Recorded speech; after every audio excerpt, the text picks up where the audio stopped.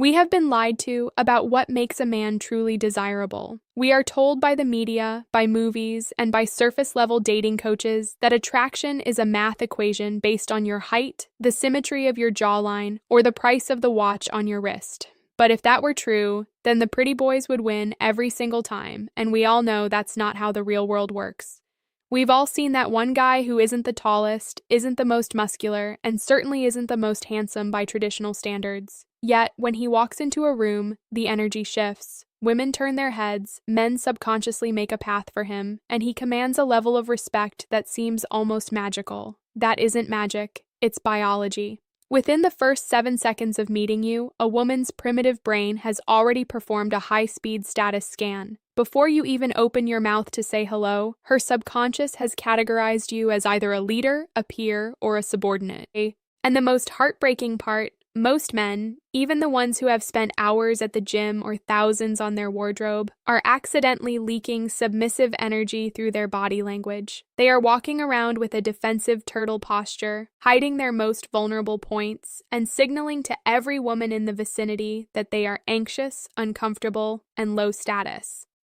In this breakdown, I am going to reveal the one psychological body language trick that overrides every other physical trait. We are going to move past the sit-up straight advice your mother gave you and dive into biological dominance. I'm going to show you the exposure principle, a specific way of opening your torso and neck that tells her primitive brain you are a man of extreme confidence and high survival value. We'll talk about the eyes of the leader, the power of masculine stillness, and why the way you claim the space around you is the ultimate aphrodisiac. If you're ready to stop being invisible and start being the man who is felt the moment he enters the room, stay with me. This is how you hack the biological code of attraction. I'm Isabella, and if you've been following this channel, you know we don't do sugar-coated advice. We look at the raw mechanics of human nature. Before we dive into the first high-status shift, I want to settle a debate right here in the comments. The internet will tell you that you have to be 6'ft tall with a perfect face to even get a look. But I want to know, have you ever seen a man who was completely average in height or looks, yet he absolutely dominated the room? A man who walked with such a grounded presence that every woman there wanted to know who he was. If you've seen that happen, then you already know that looks are only a small part of the equation. If you're ready to master the internal game that projects external power, type presence over looks in the comments right now. It's time to stop making excuses about the things you can't change and start mastering the things you can. Let's get into the primitive brain and why her safety filters are the first thing you need to bypass. To understand why body language is more powerful than any pickup line, you have to understand the triune brain. Deep beneath your conscious thoughts and your ability to reason lies the reptilian brain and the limbic system. This part of the human biology doesn't care about your job title or how funny your jokes are. Its only job is survival. When a woman first sees you, her amygdala, the brain's almond-shaped radar for threat and status, is performing a lightning-fast audit of your physical presence. Before you've even finished your first sentence, she has already answered 3 subconscious questions. Is he dangerous? Is he weak? Or is he a leader? If you walk in with closed body language, shoulders hunched, hands in pockets, chin tucked, her primitive brain categorizes you as low survival value. To her biology, you look like someone who is trying to protect his vital organs from a predator. You look like a man who is afraid of his environment. And here is the cold truth of Isabella-style psychology. You cannot be attractive if you appear anxious. Anxiety is a signal of low status in the animal kingdom, and it triggers a safety filter in a woman's mind. If her subconscious doesn't feel like you are a grounded, safe, and dominant presence, she will never allow herself to feel the spark of attraction. Her biology simply won't permit it. Most men try to talk a woman into liking them. They try to use logic, humor, or kindness to bypass this filter, but you cannot use a new brain solution for an old brain problem. Attraction is not a choice she makes. It is a response to the signals you are sending out. If you want to bypass her safety filters and trigger an immediate interest response, you have to speak the language of the amygdala. You have to project a level of comfort and spatial dominance that says, I am the most relaxed person in this room. When her primitive brain sees a man who is completely unbothered by his surroundings, it him as a threat or a weak peer, and starts seeing him as a high-value alpha. We are going to hack these biological filters. We are going to stop trying to convince her mind and start commanding her instincts. To do that, we first have to identify the status leaks that are currently killing your vibe. We're moving into section 4 to look at the defensive turtle, the number one mistake that makes even the most handsome men look invisible. The most common status leak I see, and one that instantly kills attraction, is what I call the defensive turtle.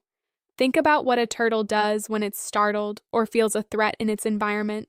It pulls its head and limbs into its shell to protect its soft, vulnerable parts. Humans have the exact same hardwired instinct. When a man feels even a tiny bit of social anxiety, his body subconsciously tries to shrink. He hunches his shoulders forward. He tucks his chin slightly toward his chest to protect his neck, and he often crosses his arms or fiddles with his watch or phone in front of his torso. To your conscious mind, you're just standing there. But to her primitive brain, you are screaming, "I am afraid of the people in this room. I am protecting my vital organs because I don't feel like I belong here." This is the ultimate low-status signal. High-value men, the ones who naturally attract women without saying a word, never look like they are protecting themselves. They look like they own the space. When you turtle, you are signaling that you are high maintenance to her biology. A woman's subconscious is looking for a man who is a safe harbor, someone who is so comfortable and unshakable that she can feel safe around him. If you look like you're barely surviving the social pressure of the room, her attraction for you will vanish instantly. It doesn't matter if you have a six-pack or a designer suit. If your body is in defense mode, you are projecting submissive energy. The biggest tragedy is that many men do this because they want to appear polite or not too aggressive.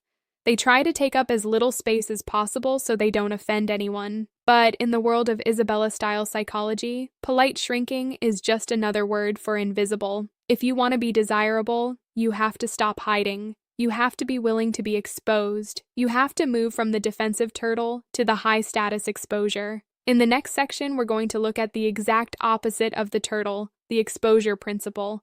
This is the one trick that will make you look instantly more masculine and desirable by changing how you handle your vulnerable points. If the turtle is the posture of a man who is afraid, the exposure principle is the posture of a man who is a king. In the animal kingdom, the most dominant creature is the one that is comfortable enough to expose its most vulnerable parts. Think about a silverback gorilla or a lion. They don't hunch over to hide their chests or necks. They lead with them. Humans have the exact same biological hardwiring. When you consciously decide to stop protecting your center line, the vertical strip that runs from your throat down your solar plexus to your navel, you are sending a high-frequency signal of unshakable confidence. The trick is remarkably simple, but the psychological impact is massive. To be instantly more desirable, you must keep your frontal plane open. This means you never cross your arms when speaking to someone. You never hold your drink directly in front of your chest like a shield. You never tuck your chin. Instead, you keep your shoulders back, your chest open, and your palms visible. In the Isabella world, we call this the high status 5. You are essentially saying to every woman in the room through your biology, "I am so secure in my own skin and so dominant in this environment that I don't feel the need to defend myself from anyone." When a woman sees a man who is exposed yet relaxed, it triggers a deep attraction response. Her subconscious interprets your openness as a sign of high testosterone and low cortisol. It tells her that you are a man who can handle pressure.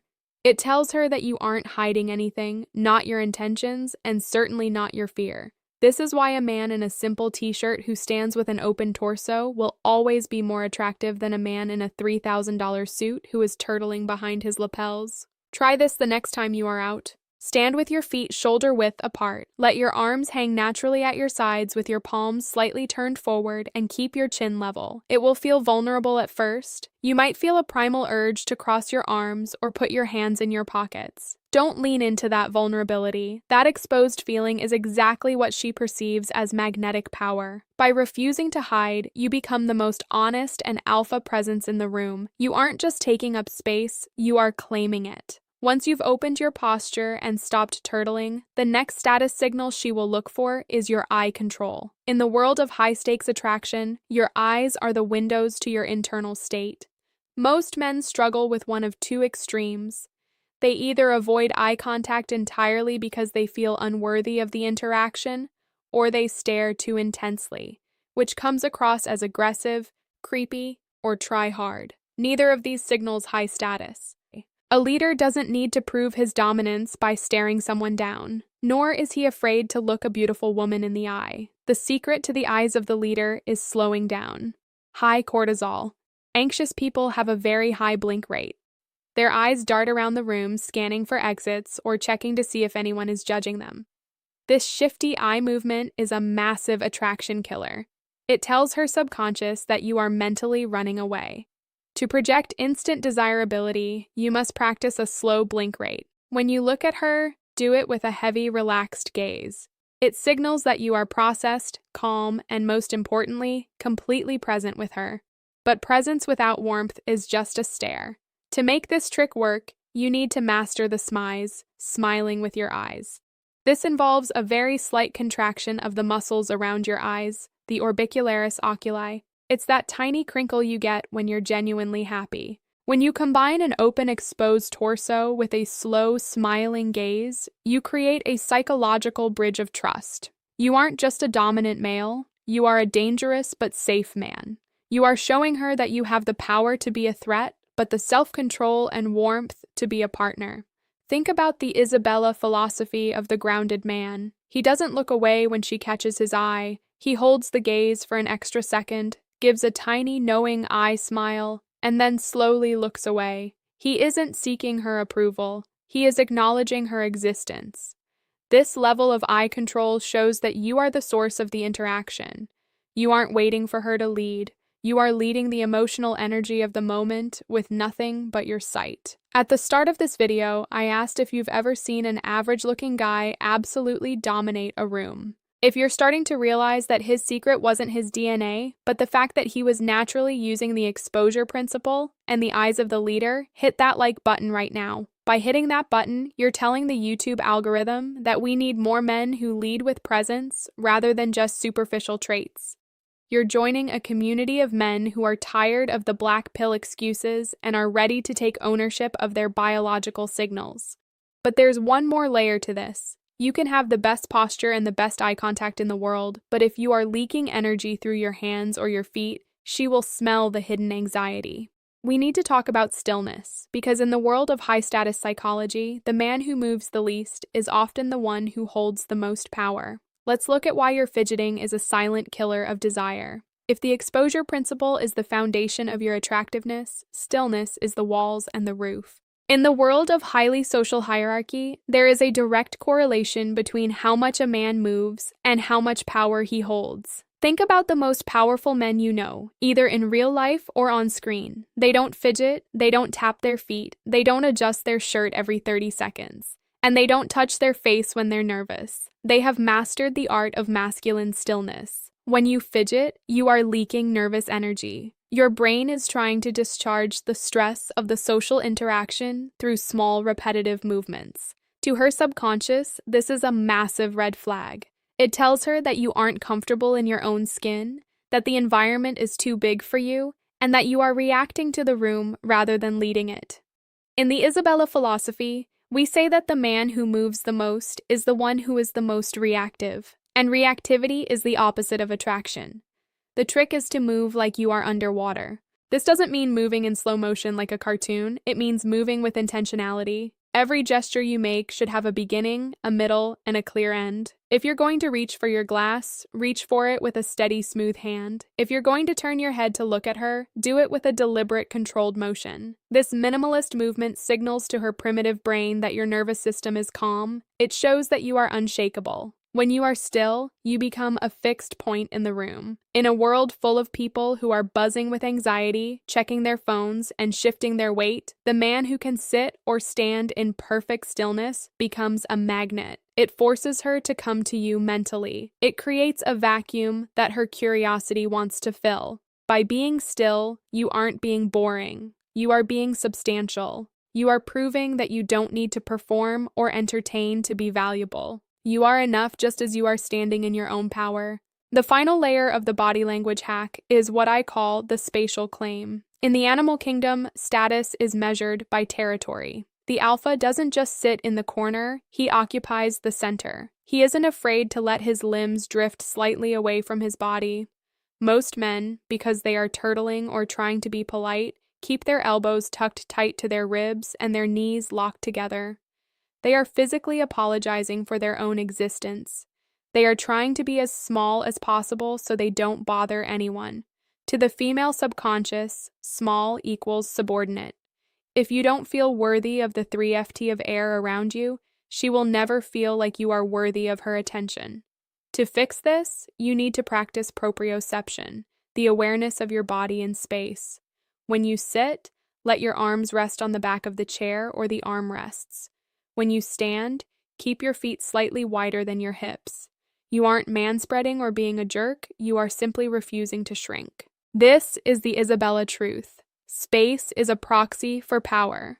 When you claim your space, you are signaling that you are the landlord of your environment, not the tenant. You aren't asking for permission to be there. This creates a massive psychological pull because you aren't fighting for space. You appear settled. You appear like the mountain that doesn't move. A woman is naturally drawn to a man who provides a sense of expansive strength. If you can comfortably own the space around you, she feels like there is room for her within your world. If you are cramped and anxious, she feels like she would be a burden to your already stressed out nervous system. Stop apologizing for your size. Stop tucking your feet under your chair. Spread out, breathe deep, and act like the floor you are standing on was built specifically for you. When you believe you belong there, she will believe it too. We have broken down the exposure principle, the eyes of the leader, the power of stillness, and the spatial claim. But before you go out and try to perfect your posture, I have to give you the most important Isabella truth of all. Body language is an outward expression of an inward reality. You can mimic these moves for an hour, but if you don't truly believe you are a man of value, your mask will eventually slip. The reason these hacks work is because they force your brain to align with your body. When you open your torso, you are telling your nervous system that you are safe. When you slow your blink rate, you are telling your heart to beat slower. You aren't just tricking her, you are training yourself to be the man you were meant to be. Don't use these tools to act like a high-status man, use them to become one. The world doesn't need more actors, it needs more grounded masculine men who are comfortable in their own skin and who don't apologize for their presence. When you master your own biology, you stop being a victim of your environment and you start being the source of the energy around you. I want to hear from the men who are ready to level up. Which part of your body language has been your biggest status leak? Is it the defensive turtle hunch? Or is it the nervous fidgeting that you just can't seem to stop? Let's talk about it in the comments. And if you stayed with me through this entire biological breakdown, if you're serious about moving from presence over looks, type "I watched" till the end below. It lets me know who is actually doing the work and who is just scrolling. If you're ready to dive even deeper into the psychology of attraction, human behavior, and the hidden mechanics of the mind, make sure to subscribe to Personality Psychology with Isabella. We are building something different here, something grounded, something real. Practice the stillness, claim your space, and as always, take care of yourselves.